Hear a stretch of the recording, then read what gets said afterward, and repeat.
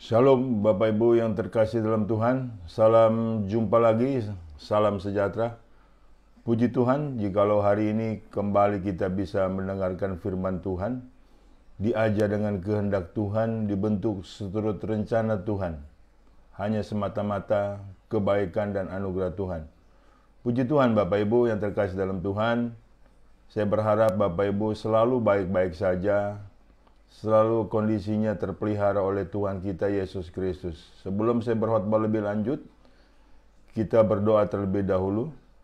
Terpujilah namamu Bapa Surgawi, Allah yang kami sembah di dalam nama Tuhan Yesus Kristus, yang selalu menyertai kami, yang selalu setia.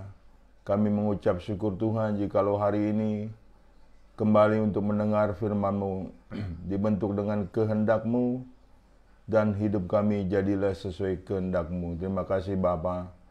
Di dalam nama Tuhan Yesus kami sudah berdoa dan mengucap syukur. Haleluya. Amin. Puji Tuhan. Shalom Bapak Ibu sekali lagi. Puji Tuhan. Hari ini tema kita adalah mencegah keluhan. Mencegah keluhan Bapak Ibu. Saudaraku yang terkasih dalam Tuhan, mungkin di antara kita, di antara Bapak Ibu sedang menderita.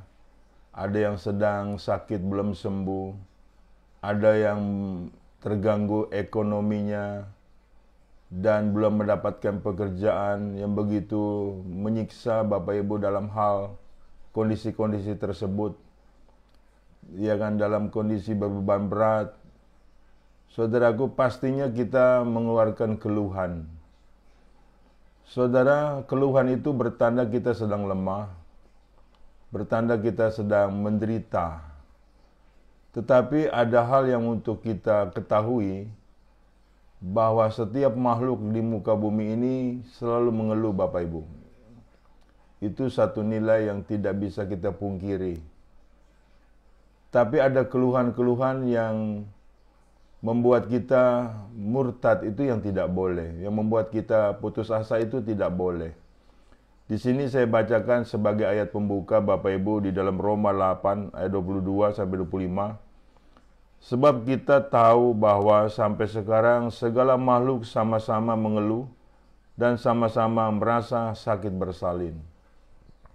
Dan bukan hanya mereka saja, tetapi kita yang telah menerima karunia sulung roh, kita juga mengeluh dalam hati kita sambil menantikan pengangkatan sebagai anak, yaitu pembebasan tubuh kita. Sebab kita diselamatkan dalam pengharapan, tetapi pengharapan yang dilihat bukan pengharapan lagi. Sebab bagaimana orang masih mengharapkan apa yang dilihatnya, tetapi jika kita mengharapkan apa yang tidak kita lihat, kita menantikannya dengan tekun. Haleluya. Saudara, firman Tuhan juga menyatakan bahwa setiap makhluk di muka bumi ini pastinya mengeluh. Karena di dunia ini, saudaraku, hidup dalam penderitaan. Kita bukan sendirian kita mengeluh. Semua orang, semua makhluk pun mengeluh, saudaraku. Jadi kita jangan heran dalam hal ini. Dan jangan sampai kita berpikir hal yang negatif, apalagi diarahkan kepada Tuhan yang seakan-akan Tuhan tidak peduli. Itu tidak boleh. Saya juga ada keluhan, tetapi ada firman yang menguatkan saya. Yang sudah bertentu saya percaya firman Tuhan itu adalah nilai yang luar biasa. Jika hari ini Bapak Ibu masih sakit belum sembuh, berharap sembuh, tetap berharaplah. Sebab hidup kita selalu dalam pengharapan. Mungkin Bapak Ibu ada yang terganggu ekonominya, berkekurangan, tetap berharap saudaraku, pasti Tuhan tolong. Jangan berputus asa Bapak Ibu.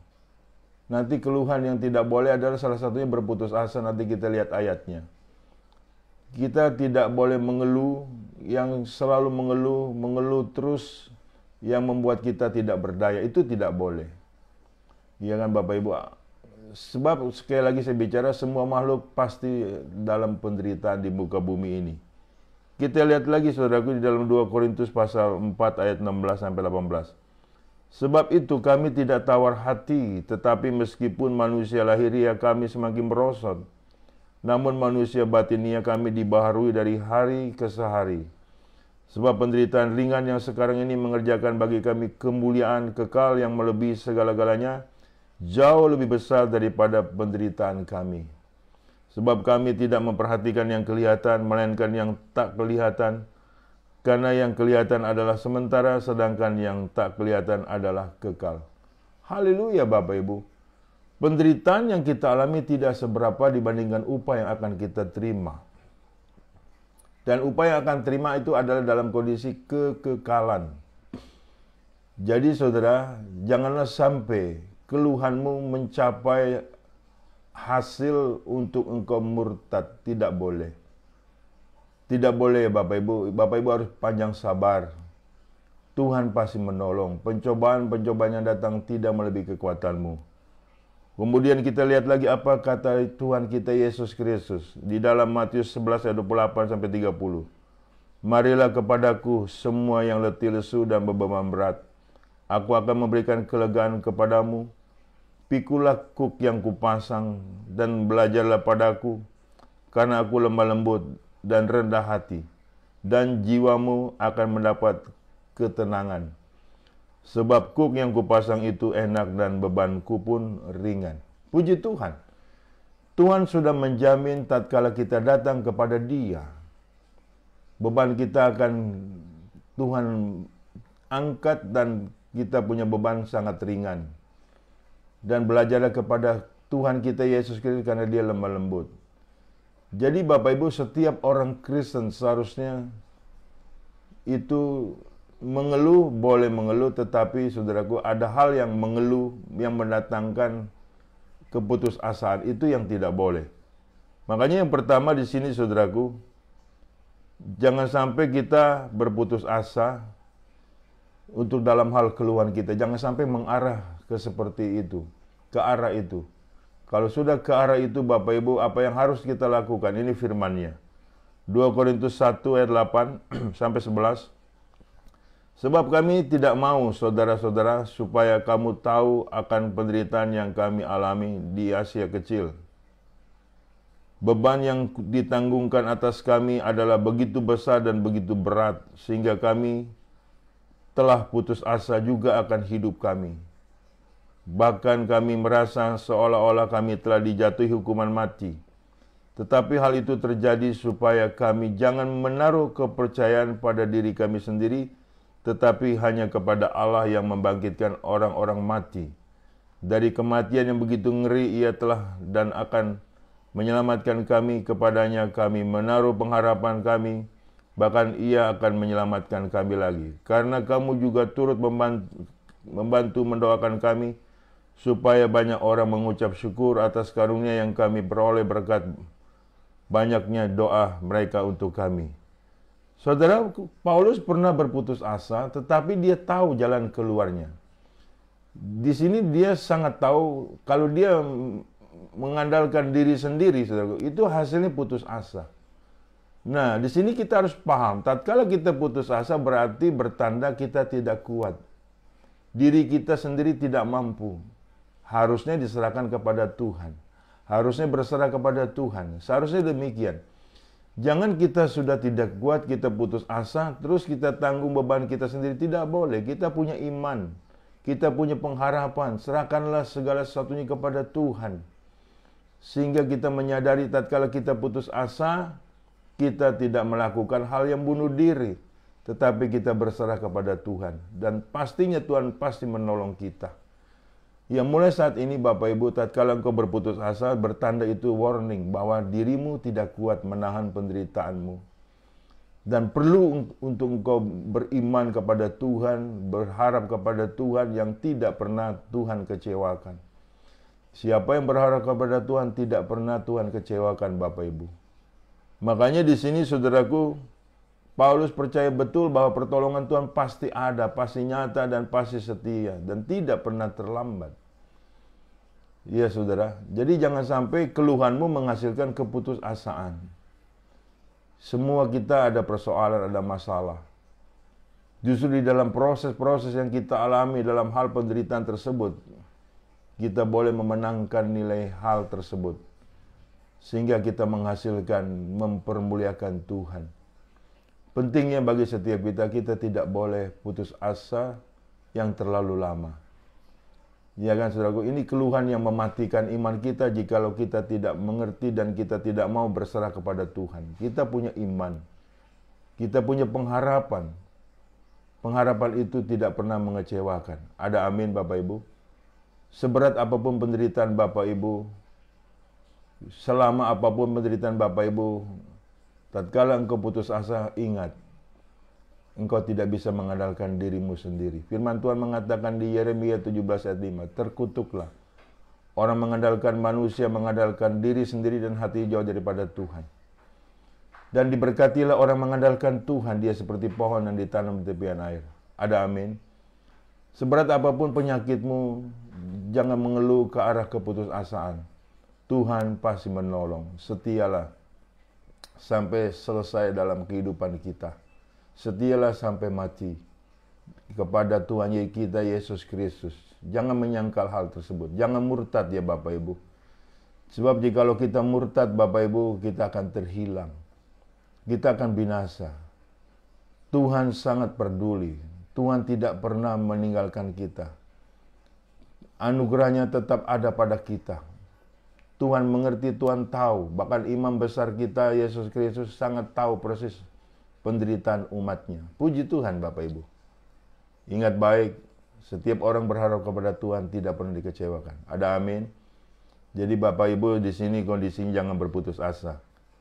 Kita lihat saudaraku di dalam 2 Korintus pasal 4 ayat 6 sampai 11. Sebab Allah yang telah berfirman, dari dalam gelap akan terbit terang.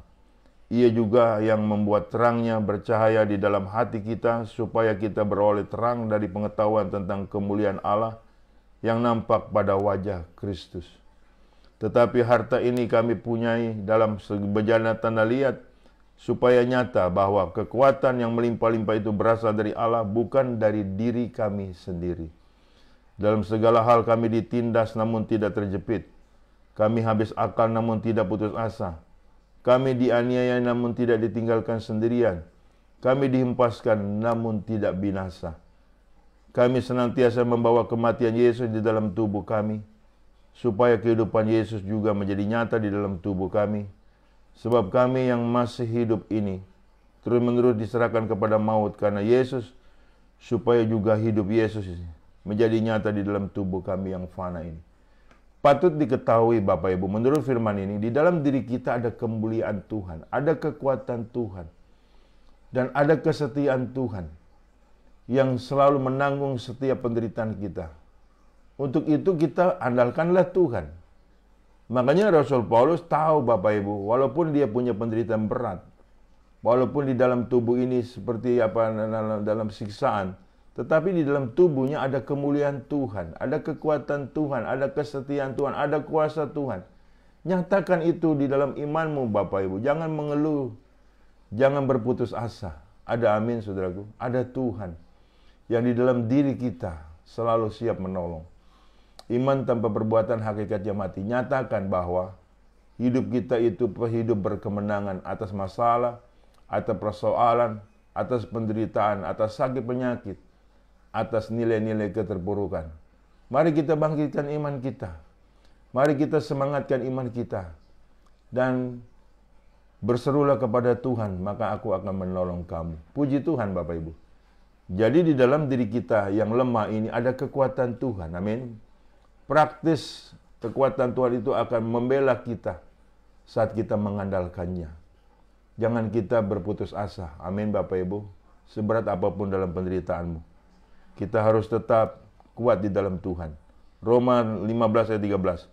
Semoga Allah, sumber pengharapan, memenuhi kamu dengan segala sukacita dan damai sejahtera dalam iman kamu, supaya oleh kekuatan Roh Kudus kamu berlimpah-limpah dalam pengharapan. Haleluya. Kita selalu penuh berlimpah-limpah dalam pengharapan. Itulah yang untuk melawan keputusasaan. Tanpa pengharapan, keputusasaan akan mencelakakan kita. Tapi dengan pengharapan kepada Tuhan Yesus Kristus, keputusasaan akan lenyap. Ada amin, dan itulah kemenangan kita. Saudara, sukacitalah senantiasa, tetaplah berdoa. Ucap syukurlah dalam segala hal. Sebab itulah yang dikehendaki Allah di dalam Yesus Kristus bagi kamu. Haleluya. Katakan amin. Yang kedua Bapak Ibu, janganlah kita bersungut-sungut. Itu juga merupakan keluhan. Keluhan bersungut-sungut juga berbahaya Bapak Ibu. Di 1 Korintus 10 ayat 10 sampai 14. Dan janganlah bersungut-sungut seperti yang dilakukan oleh beberapa orang dari mereka, sehingga mereka dibinasakan oleh malaikat maut. Semuanya ini telah menimpa mereka sebagai contoh dan dituliskan untuk menjadi peringatan bagi kita yang hidup pada waktu di mana zaman akhir telah tiba. Sebab itu siapa yang menyangka bahwa ia teguh berdiri, berhati-hatilah supaya ia jangan jatuh. Pencobaan-pencobaan yang kamu alami ialah pencobaan-pencobaan biasa yang tidak melebihi kekuatan manusia. Sebab Allah setia dan karena itu Ia tidak akan membiarkan kamu dicobai melampaui kekuatanmu. Pada waktu kamu dicobai, Ia akan memberikan kepadamu jalan keluar sehingga kamu dapat menanggungnya. Karena itu saudara-saudaraku yang kekasih, jauhilah penyembahan berhala. Ini jaminan firman Tuhan Bapak Ibu. Janganlah kita bersungut-sungut supaya kita tidak dibinasakan. Iya kan, pencobaan-pencobaan yang datang tidak melebihi kekuatan kita. Tepat pada waktunya Tuhan pasti menolong, Tuhan pasti melindungi, Tuhan pasti memberikan kita kekuatan. Ada amin saudaraku? Ya saudaraku, kita ini lagi diproses. Diproses dalam kehidupan ini saudaraku, kita harus bersabar. Kita harus menunggu waktu Tuhan, adalah waktu yang terbaik. Jadi saudaraku, jangan berpikiran negatif terhadap Tuhan. Jangan pikiran macam-macam terhadap Tuhan Bapak Ibu. Iya kan? Jangan Bapak Ibu berpikir bahwa penderitaan hanya Bapak Ibu saja yang alami sendirian. Tidak, semua makhluk menderita seperti ayat pembuka yang tadi saya baca. Semua makhluk hidup menderita. Tetapi di sini saudaraku ada Tuhan yang selalu menolong kita. Yang selalu melindungi kita, yang selalu mengasihi kita. Ada amin saudaraku? Puji Tuhan saudaraku. Jadi janganlah bersungut-sungut, sebab sungut-sungut akan mendatangkan kebinasaan. Hendaklah kita menyadari, kita harus bilang haleluya dan harus bersyukur setiap saat di dalam segala hal. Puji Tuhan. Rambut di kepalamu semua terhitung jumlahnya. Tidak selai pun jatuh tanpa seizin Tuhan. Jadi Tuhan mengetahui masalah-masalah kita yang kita alami. Tuhan pasti menolong. Ada amin? Bapak Ibu harus aminkan ini. Puji Tuhan, saudaraku. Yang ketiga, Bapak Ibu yang terakhir, janganlah berburuk sangka. Ini juga keluhan saudaraku yang negatif, yang sangat negatif. Kita lihat di Lukas 24 ayat 21. Padahal kami dahulu mengharapkan bahwa Dialah yang datang untuk membebaskan bangsa Israel. Tetapi sementara itu telah lewat 3 hari sejak semuanya itu terjadi. Ini keluhan berburuk sangka kepada Tuhan. Dianggap Tuhan itu berbohong, mati tidak bangkit. Ini keluhan Kleopas, Bapak Ibu. Di mana pada hari ketiga dia pulang ke Emmaus. Dia pergi ke Emmaus, ke pulang kampung. Dia sangat-sangat menderita sekali, dia sangat-sangat lemah sekali Bapak Ibu. Dan hari berburuk sangka. Dia pikir Yesus itu tidak menolong mereka. Dia pikir Yesus itu mengabaikan mereka. Padahal Tuhan menyatakan Bapak Ibu, masa dan waktu itu urusan Bapa, sudah ada yang urus. Bukan Tuhan tidak peduli, tapi urusan Tuhan beda dengan urusan kita. Pikirkanlah perkara-perkara yang di atas. Jadi jangan kita berburuk sangka ya Bapak Ibu. Sepertinya Tuhan sudah meninggalkan kita, sepertinya Tuhan sudah tidak peduli, itu salah saudaraku. Itu namanya berburuk sangka, berburuk hati. Tidak boleh seperti itu. Tuhan pasti menolong. Yang penting di sini kita harus memikirkan perkara-perkara yang di atas, bukan yang di muka bumi ini. Ya kan saudaraku, kita harus mengerti, kita harus mempunyai pikiran Tuhan. Di 1 Korintus 2 jelas dikatakan kita harus berpikiran Tuhan Bapak Ibu. Kita bisa mempunyai pikiran Tuhan Bapak Ibu. Ini penting bagi setiap kita. Jadi jangan sampai kita mikirkan diri sendiri saja, sementara tidak untuk apa yang Tuhan inginkan. Tidak boleh kita seperti itu. Kalau kita mikirkan diri sendiri, nggak ada puasnya. Tidak ada cukupnya Bapak Ibu. Dan akhirnya kita tersiksa. Dan akhirnya kita punya pikiran-pikiran negatif terhadap Tuhan. Apakah Tuhan memuaskan kita? Ya tidaklah. Tidak kita seperti itu Bapak Ibu. Ada kehendak-kehendak kita yang menyimpang. Kita tidak paham. Seringkali apa yang kita doakan kita tidak paham. Padahal bukan itu kebutuhan kita. Sebagai contoh, ada seorang bapak punya penyakit stroke. Ya Bapak Ibu, dia minta kesembuhan. Ternyata istrinya melapor kepada saya, sebelum stroke bapak ini sering tempeleng istri. Sesungguhnya bukan kesembuhan yang dia untuk mendapatkannya, tetapi pertobatan. Ini pentingnya Bapak Ibu. Makanya setiap kita itu seringkali kita tidak tahu apa yang kita pikirkan. Kita tidak tahu apa yang kita perbuat. Itu yang seringkali muncul salah duga. Dan kacaunya dan celakanya salah duga itu dialamatkan kepada Tuhan. Wah itu kan sangat mengerikan Bapak Ibu. Itu nilai keluhan yang berburuk sangka. Iya kan saudaraku? Seringkali kita juga seperti itu. Sering berburuk sangka, negative thinking. Itu bisa justru keluhan yang mencelakakan keimanan kita. Ya saudara, mulai saat ini percayalah, Tuhan pemelihara adalah Tuhan pemelihara yang setia, yang abadi, yang luar biasa bagi setiap kita. Siapa yang minta roti tidak mungkin dikasih ular. Ini penting ya Bapak Ibu, kita menyadari, percayalah bahwa Allahmu di dalam nama Tuhan Yesus Kristus Allah yang bisa dipercaya. Allah yang dapat dipercaya. Jangan menyangkal itu Bapak Ibu. Kalau engkau menyangkal Tuhan Yesus sebagai penolongmu, engkau akan rugi besar dan akan menyesal selama-lamanya. Ada amin Bapak Ibu? Kita lihat Yesaya 55 ayat 8 sampai 11. Sebab rancanganku bukanlah rancanganmu, dan jalanmu bukanlah jalanku. Demikianlah firman Tuhan. Seperti tingginya langit dari bumi, demikianlah tingginya jalanku dan jalanmu dan rancanganku dari rancanganmu. Sebab seperti hujan dan salju turun dari langit dan tidak kembali ke situ, melainkan mengairi bumi, membuatnya subur dan menumbuhkan tumbuh-tumbuhan, memberikan benih kepada penabur dan roti kepada orang yang mau makan. Demikianlah firmanku. Yang keluar dari mulutku, ia tidak akan kembali kepadaku dengan sia-sia, tetapi ia akan melaksanakan apa yang ku kehendaki dan akan berhasil dalam apa yang kusuruh kepadanya. Patut diketahui, kita hidup dalam rancangan Tuhan yang damai dan sejahtera, yang melebihi rancangan manusia. Amin. Makanya jangan merancangkan yang jahat kepada Tuhan. Jangan berpikiran negatif kepada Tuhan, jangan berburuk sangka kepada Tuhan. Sebagaimana Kleopas dengan temannya ini. Sampai pada akhirnya Tuhan bilang, kau orang bodoh. Kau orang foolish, bodoh. Sangat bodoh sekali. Dia pikir Tuhan ingkar janji. Dan dia pikir bahwa Tuhan ini tidak menuruti kehendaknya. Iya kan? Itu yang salah Bapak Ibu. Kita harus mengikuti kehendak Tuhan. Rancangan Tuhan yang jauh lebih tinggi daripada rancangan manusia. Ada amin Bapak Ibu? Mulai saat ini janganlah kita berburuk sangka kepada Tuhan. Perbaiki tabiat kita tersebut. Perbaiki sifat kita tersebut. Ya saudaraku, kita mempunyai Tuhan yang sangat mengerti.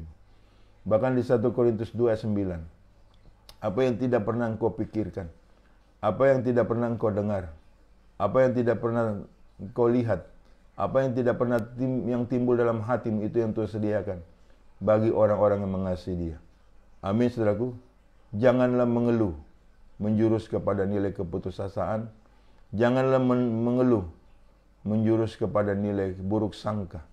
Janganlah mengeluh Bapak Ibu, supaya kita ini tidak bersungut-sungut.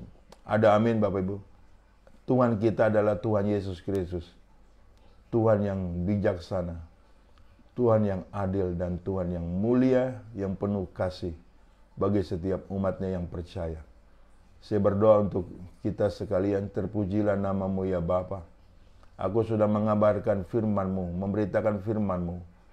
Kami hidup dalam rancangan-Mu yang penuh damai sejahtera. Sekalipun kami ada persoalan sampai hari ini, kami tidak lagi mau mengeluh Tuhan.